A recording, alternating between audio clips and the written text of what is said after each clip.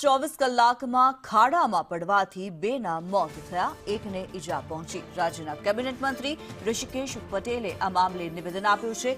Barricading કરવા સૂચના આપવામાં આવે છે। વિસનગરમાં બેરિકેડિંગ થાય તેવી જગ્યા ન હતી। માટી ધસી જવાને કારણે વૃદ્ધા ડ્રેનેજમાં પડી ગયા હતા તેવું તેમણે જણાવ્યું।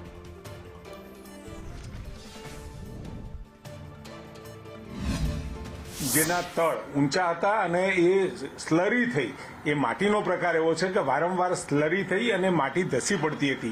એટલે જો બેરિકેટિંગ કરવામાં આવે તો પછી આ અવર જવરને કોઈ અવકાશ રહે એમ નહોતો। એના કારણે જ્યારે કામ ચાલુ હતી અને પાણી જે નીકળતું હતું અને જે સ્લરી બનતી હતી એમાં પણ બહારથી માટી લાવી અને એને ઘાટ બનાવીને બહાર કાઢવાનું કામ ચાલુ હતું। એ વખતે આ બેન એમાં ખસી પડ્યા અને એ બનાવ બન્યો હતો। પરંતુ મૂળતઃ વિષય બેન પડ્યા એ વિષય ખરો, પરંતુ એ પડવાનું બેઝિક કારણ કે સાંકડો રોડ, બેરિકેટિંગ થાય એવું નહીં, અને બેરિકેટિંગ થાય તો કોઈના અવર જવરની વ્યવસ્થા નહોતી રહેતી। આવા બધા પણ કારણો હોઈ શકે છે।